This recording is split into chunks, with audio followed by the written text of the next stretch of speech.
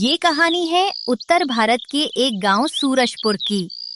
वो गांव जहां सुबह की शुरुआत ट्रैक्टर की घरघराहट और मंदिरों की घंटियों से होती थी और शाम चौपाल पर हुक्के की गुड़गुड़ाहट और किस्से कहानियों में ढल जाती थी। इसी गांव की सबसे बड़ी और मजबूत चौखट थी चौधरी राम भरोसे की हवेली की। नाम के राम भरोसे थे, पर गांव का बच्चा बच्चा जानता था कि चौधरी सिर्फ ब्याज और मुनाफे पर ही भरोसा करते हैं। उनकी नजर हमेशा दूसरों की जमीन और तिजोरियों पर गड़ी रहती थी। उस हवेली में एक रोशनी की किरण था, उनका बेटा सूरज। शहर से पढ़ लिख कर लौटा था और अपने पिता के उसूलों से कोसों दूर था। एक शाम जब सूरज ढल रहा था और हवेली की छत पर कबूतर दाना चुग रहे थे, चौधरी ने अपने मन की बात छेड़ी। बेटा सूरज, अब तेरी उम्र हो गई है घर बसाने की। मैंने तेरे लिए रिश्ता देख लिया है। कहाँ पिताजी? अपने ही गांव के मास्टर दीनदयाल की बेटी राधिका। लड़की सुशील है, पढ़ी लिखी है और हमारे घर के तौर तरीके जल्दी सीख जाएगी। मास्टर जी का परिवार बहुत शरीफ और इज्जतदार है। राधिका को मैं जानता हूँ, वो स्कूल में बच्चों को पढ़ाती है। मुझे ये रिश्ता मंजूर है पिताजी, लेकिन मेरी एक शर्त है। शर्त? बाप के फैसले पर शर्त? बोल, क्या कहना चाहता है? पिताजी, इस शादी में दहेज के नाम पर 1 रुपए का भी लेन देन नहीं होगा। मैं एक पढ़ी लिखी समझदार लड़की को अपनी जीवन साथी बना रहा हूँ, कोई सौदा नहीं कर रहा। सूरज की बात सुनकर चौधरी का हुक्का गुड़गुड़ाना बंद हो गया। उन्होंने हुक्के को नीचे रखा और अपने बेटे को ऐसे घूरा जैसे वो कोई अजनबी हो। शहर में 4 किताबें क्या पढ़ ली? तू तो गांव के रीति रिवाज ही भूल गया। बेटा, दहेज लिया नहीं जाता, वो तो बेटी का हक होता है जो उसका बाप खुशी खुशी देता है। और हम लड़के वाले हैं, हमारा फर्ज है कि हम ये देखें कि वो हक ठीक से दिया जा रहा है या नहीं। ये इज्जत का सवाल है सूरज। जब दहेज में ट्रैक्टर, गाड़ी और सोना आता है तो गांव में बाप की छाती चौड़ी होती है। और अगर किसी बाप की छाती उतनी चौड़ी ना हो तो क्या उसकी बेटी को सम्मान से जीने का हक नहीं? पिताजी, ये इज्जत का नहीं, लालच का सवाल है और मैं इस लालच का हिस्सा नहीं बनूंगा। चुप कर, मुझसे जबान लड़ाता है। फैसला मैंने कर लिया है तो अब वही होगा जो मैं चाहूंगा। रिश्ता भी वही होगा और दहेज भी उतना ही आएगा जितना मैं मांगूंगा। तेरी माँ होती तो तुझे कुछ आदब कायदा सिखाती, पर अब ये जिम्मेदारी भी मुझे ही निभानी पड़ेगी। कल मैं खुद जाऊंगा मास्टर के घर अपनी मांगों की लिस्ट लेकर। सूरज अपने पिता के बदलते रंग देखकर चुप रह गया। वो जानता था कि इस वक्त उनसे बहस करना आग में घी डालने जैसा है। वो खामोशी से उठकर अंदर चला गया, लेकिन उसके दिमाग में एक तूफान चल रहा था।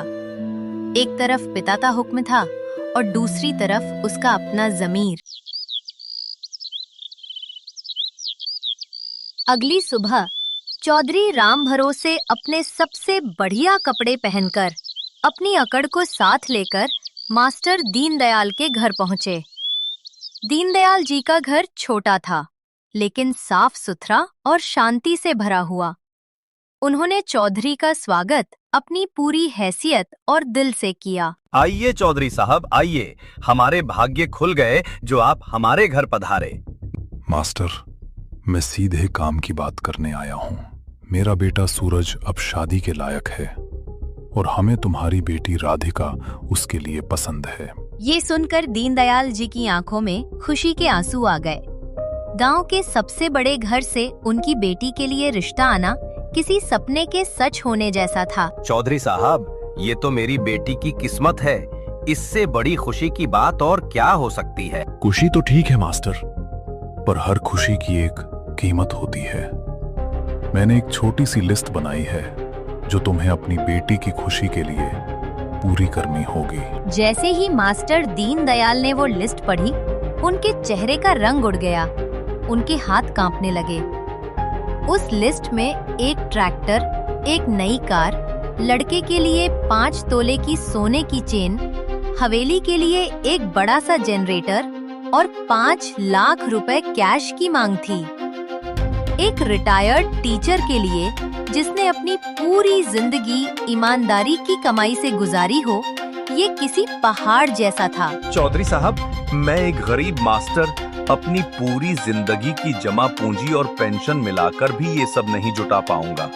मेरी बेटी ही मेरा सबसे बड़ा दहेज है, उसे स्वीकार कर लीजिए। मास्टर, बातें बनाने में तो तुम उस्ताद हो। बच्चों को यही सिखा सिखा कर तो पूरी जिंदगी निकाल दी। लेकिन ये घर गृहस्थी है, यहाँ कोरी बातें काम नहीं आती। अगर अपनी बेटी को रानी बनाकर रखना चाहते हो तो उसकी कीमत तो चुकानी पड़ेगी। सोच लो, वरना हमारे पास रिश्तों की कमी नहीं है। हम कोई बेकारी नहीं है जो तुम्हारे घर रिश्ता मांगने आए हैं। ये कहकर राम भरोसे उठकर चला गया। उसके शब्द किसी जहरीले तीर की तरह दीनदयाल के सीने में चुभ गए। वो वहीं सोफे पर सिर पकड़कर बैठ गए। दरवाजे के पीछे खड़ी राधिका ये सब सुन रही थी। अपने पिता का ये अपमान देखकर उसका खून खौल उठा।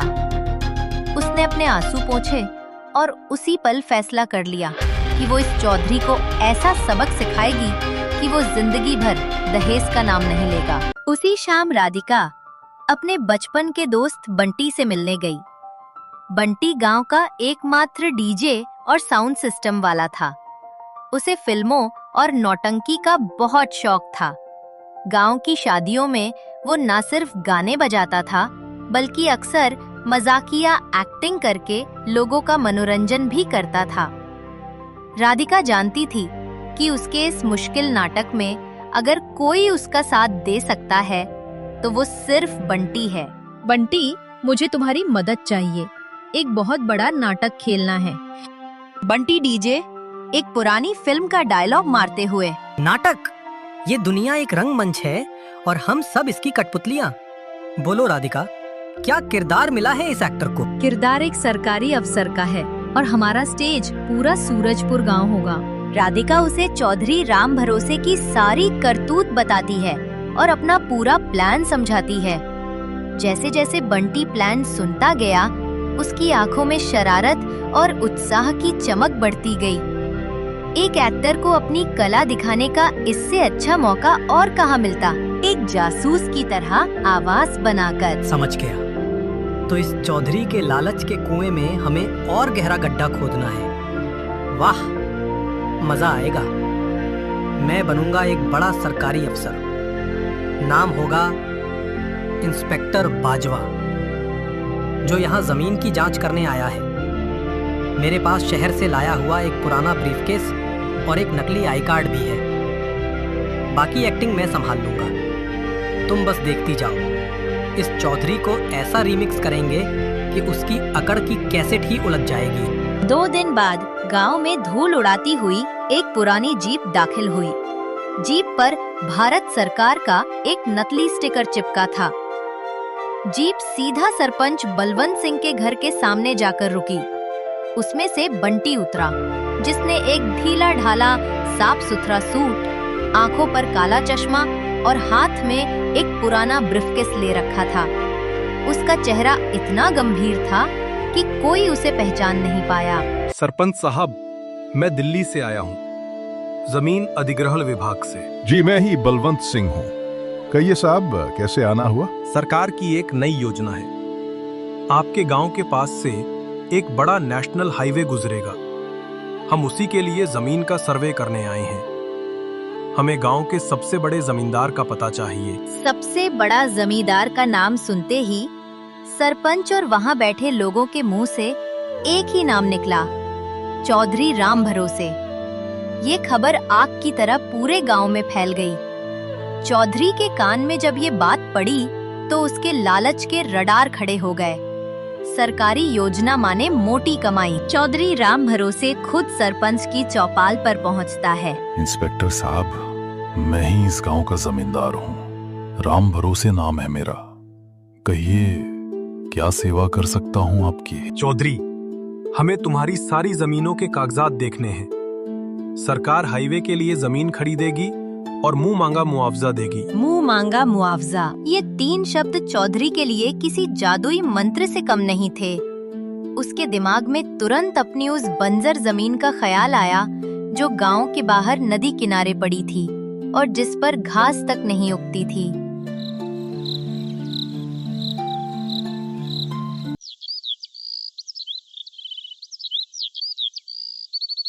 उस दिन के बाद से चौधरी राम भरोसे इंस्पेक्टर बाजवा यानी बंटी की सेवा में ऐसे जुट गया जैसे कोई भक्त अपने भगवान की भक्ति में लगता है।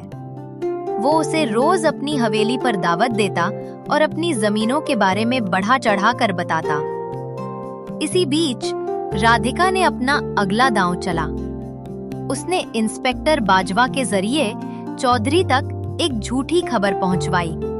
चौधरी, एक बड़ी समस्या है।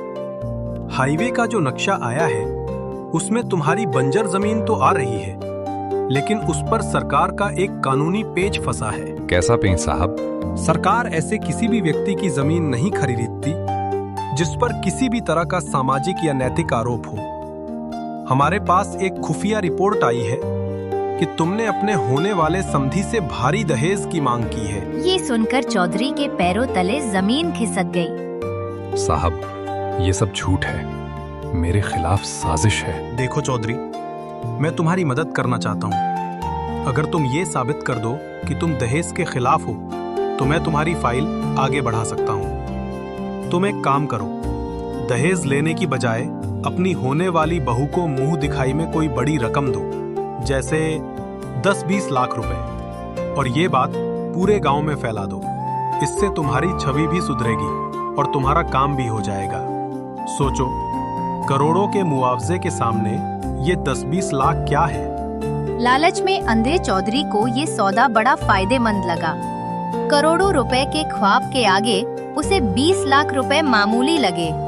उसने तुरंत हामी भर दी। ठीक है साहब, मैं राधिका को 25 लाख रुपए की शगुन दूंगा और ये शादी पूरे गांव में मिसाल बनेगी। लेकिन इस पूरे खेल में एक किरदार और था जो खामोशी से सब देख रहा था, सूरज।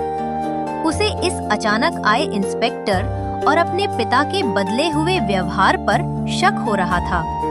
उसे ये हजम नहीं हो रहा था कि जो पिता कल तक दहेज के लिए लड़ रहा था वो आज अचानक इतना दानी कैसे हो गया।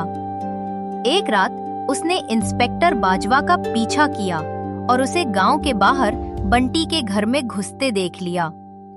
थोड़ी देर बाद जब बाजवा बाहर निकला तो वो बंटी था। ये सब क्या हो रहा है बंटी? बंटी घबरा गया, लेकिन फिर उसने हिम्मत करके सूरज को सारी सच्चाई बता दी। सूरज पूरा सच जानकर हैरान रह गया।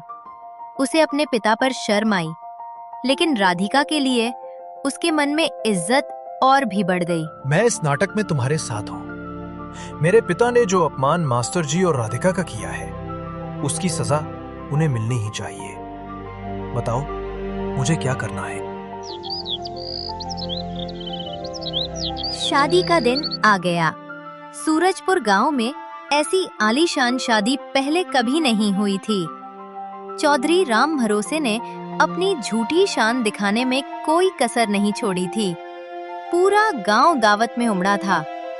चौधरी का चेहरा गर्व और लालच से चमक रहा था।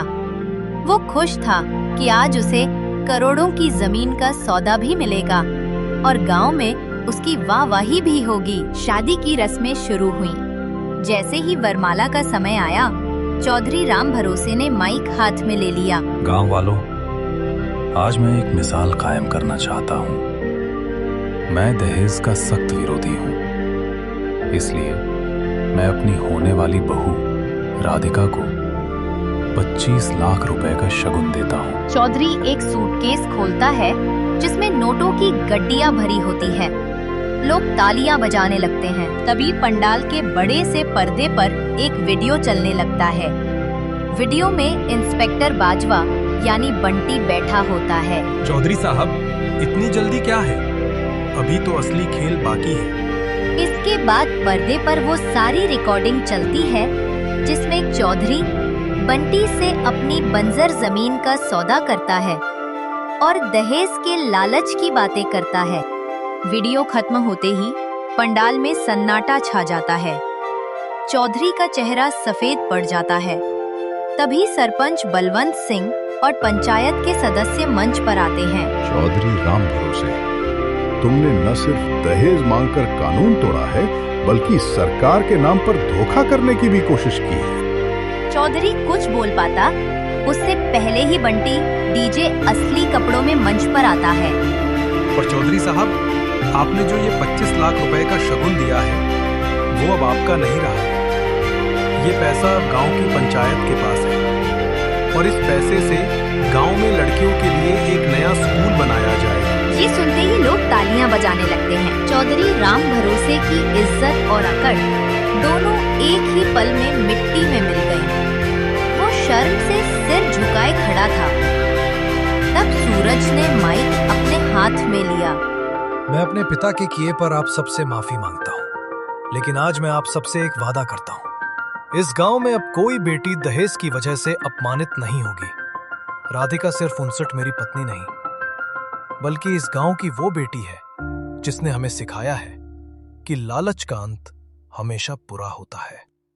राधिका का हाथ पकड़ता है और पूरा गांव तालियों की गड़गड़ाहट से गूंज उठता है। उस दिन सूरजपुर गांव में 2 शादियां हुईं, एक सूरज और राधिका की और दूसरी एक नई सोच की जिसने दहेज जैसी कुप्रथा को जड़ से उखाड़ फेंकने की कसम खाई। चौधरी राम भरोसे को अपनी दौलत और जमीन तो वापस मिल गई, लेकिन गांव में उसने अपनी इज्जत हमेशा के लिए खो दी। और वो 25 लाख रुपए जो लालच की बुनियाद पर टिके थे, अब गांव की सैकड़ों बेटियों के भविष्य की नींव बन चुके थे।